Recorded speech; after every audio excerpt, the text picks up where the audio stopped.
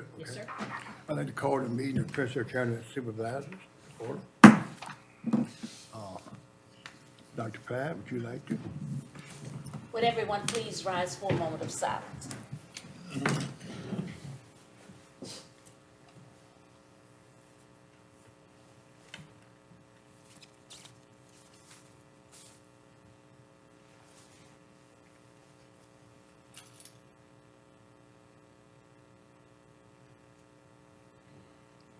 Please join me in the Pledge of Allegiance to the flag. I pledge allegiance to the flag of the United States of America and to the republic for which it stands, one nation, under God, indivisible, with liberty and justice for all. Thank you. You may be seated.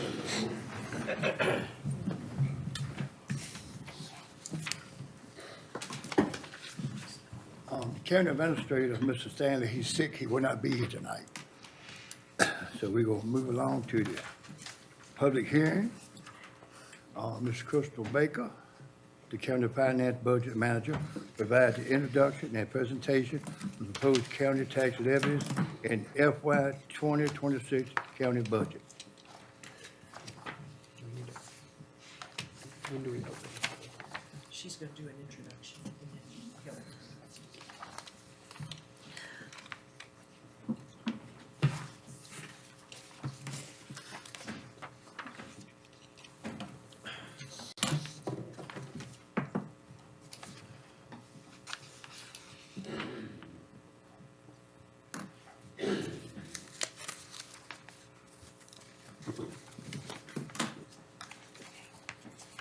Good evening, Mr. Chairman and members of the board. Evening. Good evening. In the year of a general reassessment, the Code of Virginia requires localities to hold separate public hearings for county tax rates and for the county budget. Tonight is the public hearing on the proposed calendar year 2025 county tax levies. The public hearing on the FY26 county and school budget will be held next Tuesday, April 22nd at 7 p.m. The county administrator has prepared a presentation to provide context to the tax levies by summarizing the FY26 county budget. In his absence, I'll share the presentation and help answer any questions the board or the citizens may have.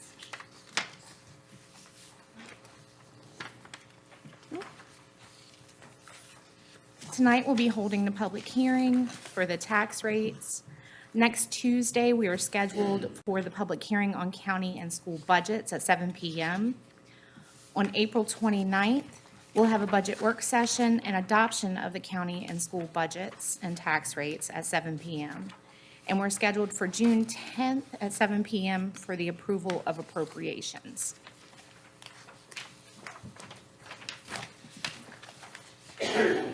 The Board of Supervisors and staff have been working on the proposed budget since January of 2025. The board has held 5 meetings or work sessions to work specifically on the budget. The proposed budget and tax rates have been advertised in the Farmville Herald and are available for public inspection on the county's website and in the county administration's office. We're on a 4-year cycle with our reassessments. Our last reassessment was in 2021. The new assessment went into effect as of January 1st, 2025.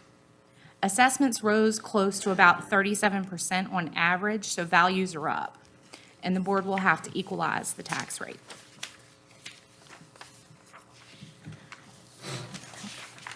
The current real estate tax rate is 51 cents per 100 of assessed value.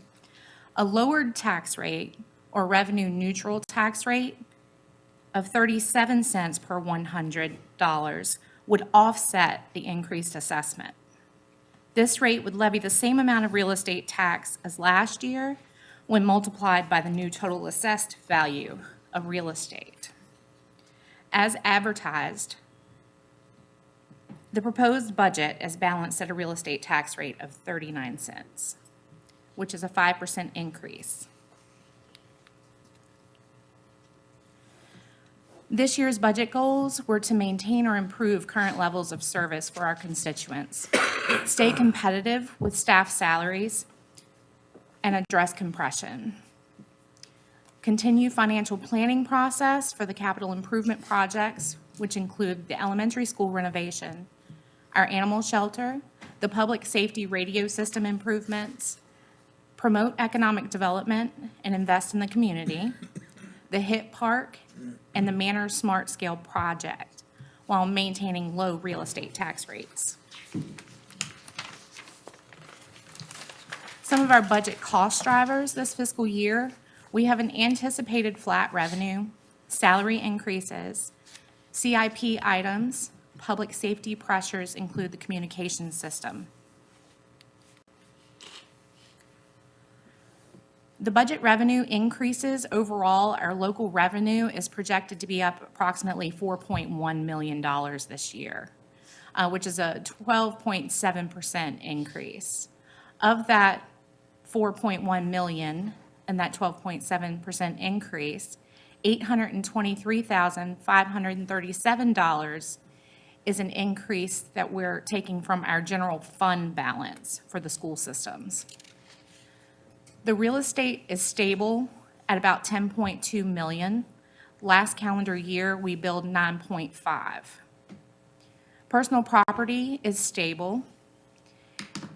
We've gone from 6.5 million to 7 million, which is a slight estimated increase in values based on the 2025 J.D. Power Clean Loan Value Assessment.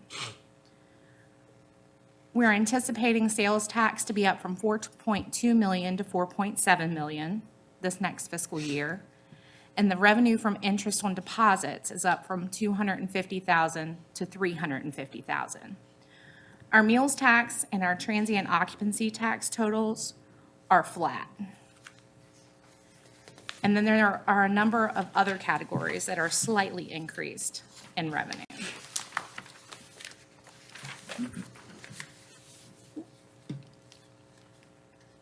Here we go.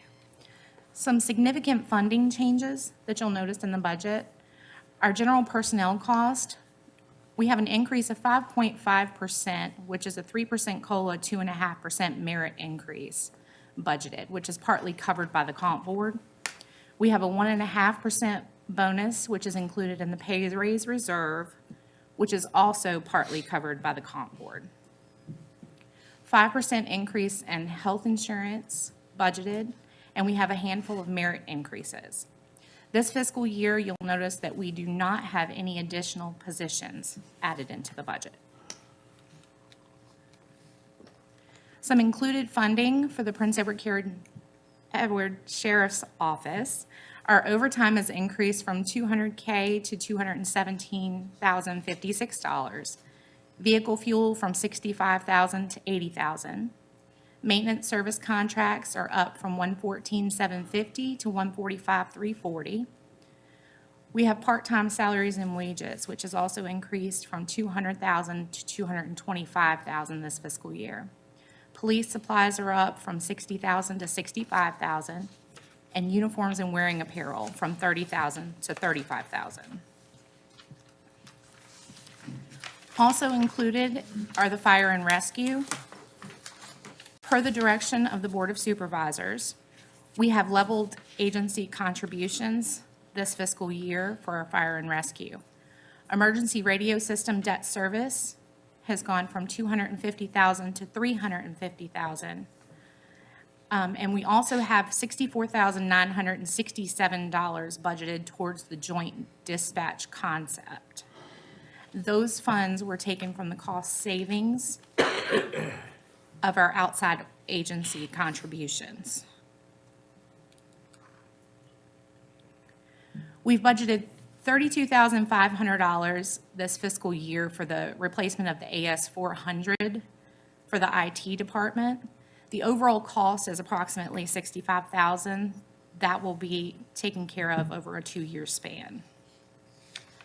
$150,000 is to maintain the 4-year reassessment cycle. We have $54,818 budgeted for the Regional Economic Development Initiative.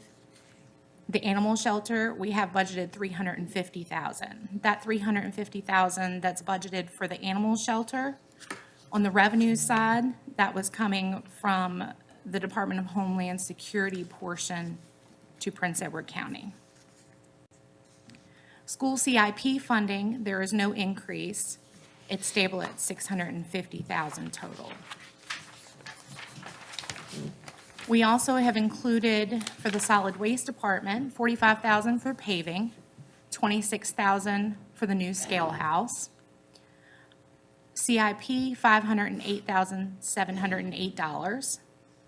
And for Sandy River, the engineering is sitting at $200,000, legal services, $17,500, and our debt service was budgeted for $750,000. That has been reduced to $400,000 this fiscal year.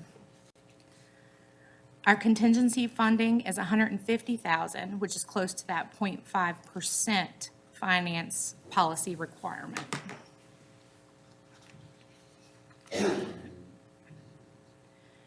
The estimated state revenue is included in the budget. School budget increases. The operating cost of $12.2 million is included, $529,449 for debt service. And that's a $1.25 million increase in local support this fiscal year. Our outside agency increases or decreases, the Board of Supervisors' recommendations were included in the budget.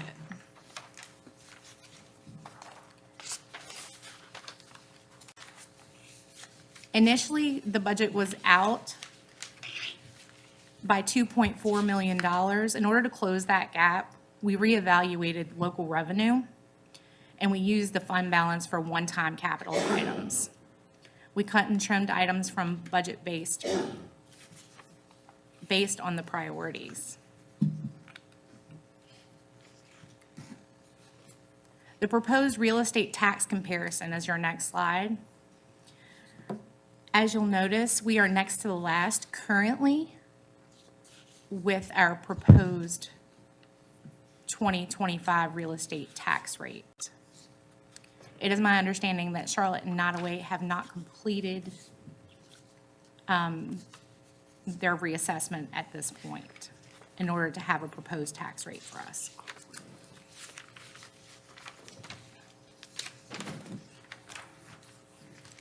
I'd also like to point out one additional item that was noted on the agenda summary. As previously discussed with Davenport and with the board would need to give consideration to an increase in the real estate tax rate for fiscal planning for the debt service that will be needed for Sandy River and the elementary school moving forward. Okay, thank you. Now it's over the public hearing. Okay. Dr. Cox?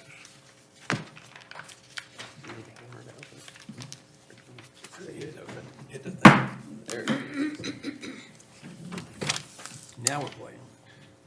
Well, good evening, everyone. It's always great to get an opportunity to appear before you, and in particular, something as important as this. And so, as acting superintendent in Prince Edward, we certainly do want to offer our support for the proposed tax levy.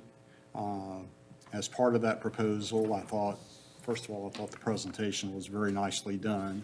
And when you look at the budget highlight page, I think some of those things really resonate with the school division, maintaining and improving our levels of service, primarily to our students, staying competitive with staff salaries. That has a lot of implications to it in terms of teacher retention, attracting teachers, and we're kind of in that season now. We're kind of in hiring season, so we kind of really take a look at that. I think it allows us to think about our financial planning going ahead with this as a momentum behind that. And I think finally, and I think this was mentioned maybe one or two times, but we are in the middle of an elementary school renovation. And I've said this often, and I really mean it. We are so grateful for your support. We would like to see that momentum continue. and maybe that means some other things down the road. And we think this proposed tax levy creates momentum to do those kinds of things. So thank you very much. Appreciate the opportunity. Thank you. Thank you. Thank you, sir. And then we have Mr. Eric Hodges from Lockett District. That's right.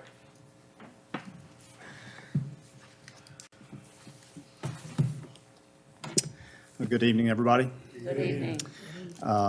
As you mentioned, my name is Eric Hodges, and I live in Rice, Virginia. And similar to the superintendent, I'm here to support the proposed tax increase, the effective property tax rate. So I understand that tax increases are not easy and not popular, especially when you have a lot of people living from paycheck to paycheck. I know that's not an easy thing to do. But I'd argue that this slight increase is in the best interest of Prince Edward County citizens, particularly because of the support it provides to our schools. As people have already mentioned, these funds are going to sustain ongoing construction. It helps us with uncertainty regarding federal and state budgets, and to support the incoming superintendent's agenda. So I'm here as a parent. Currently, I have 2 daughters at Prince Edward County Elementary School. And like any parent, I want my kids to have the best educational opportunities possible. But I'm confident that my kids are going to be okay. My wife and I are both educated. We both have good jobs. And we have the resources and time to support their learning outside of the classroom. But what's really opened my eyes over the past few years are the kids that my kids sit next to every day. There are so many students in our schools who are struggling, not because they lack potential, but because they lack resources, support, and stability. For them, a good public school could change the trajectory of their lives. And I believe that we owe it to these children and to the teachers and staff who show up for them every day to provide the best schools that we can. And for that reason, I urge you to support the tax increase. Thank you. Thank you, thank you. Thank you. And now, Mr. Justin Pope from Palmville. Hi, thank you all. Hi, I'm Justin Pope. I live in Farmville. I'm a parent also of two daughters, both of them at Prince Edward Middle School. I've lived in Prince Edward for 12 years now. I was actually a renter for 11 of them, and I'm now a homeowner. And yet, despite that, I am here to support this modest and prudent increase in the rate to make sure we have a balanced budget and that we can make the necessary investments, particularly in our schools.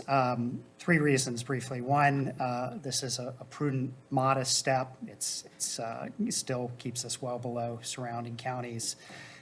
We run a tight ship, and I think it's reasonable under the uncertain circumstances that we live in.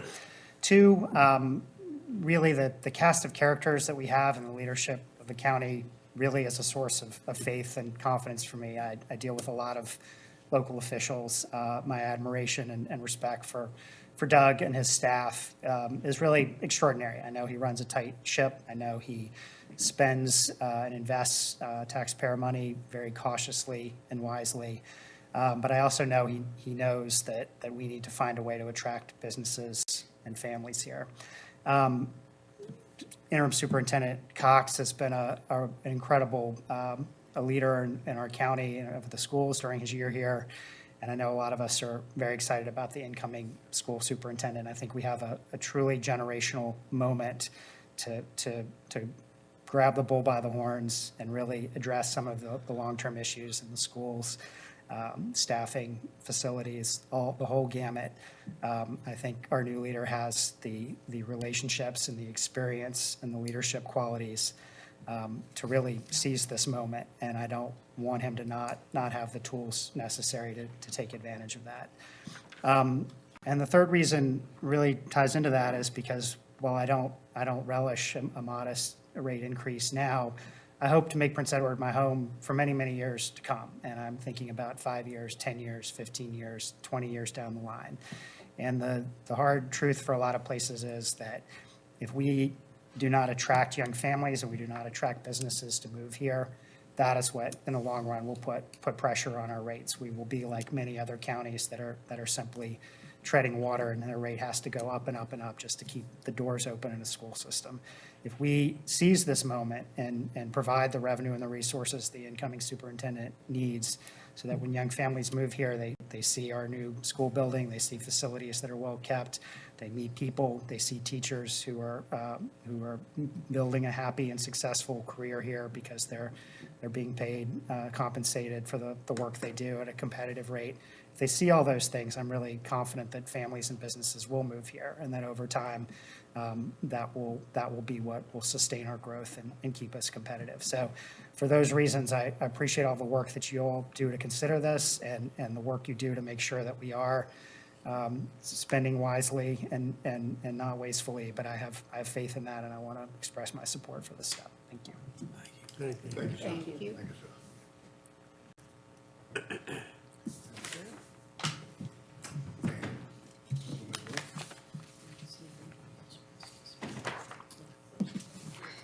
Okay. Anybody on the phone? Anybody want to speak?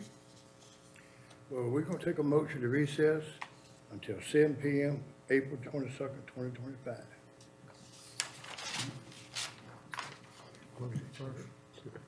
Hit it.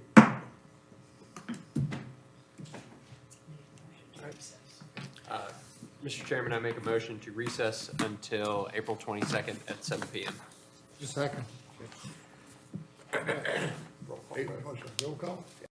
Mr. Gilman? Yes. Dr. Fry? Yes. Ms. Watson? Yes. Ms. Jones? Yes. Ms. Zimmer? Yes. Ms. Townsend? Yeah. Ms. Patty Cooper? Yes. And I say yes. True.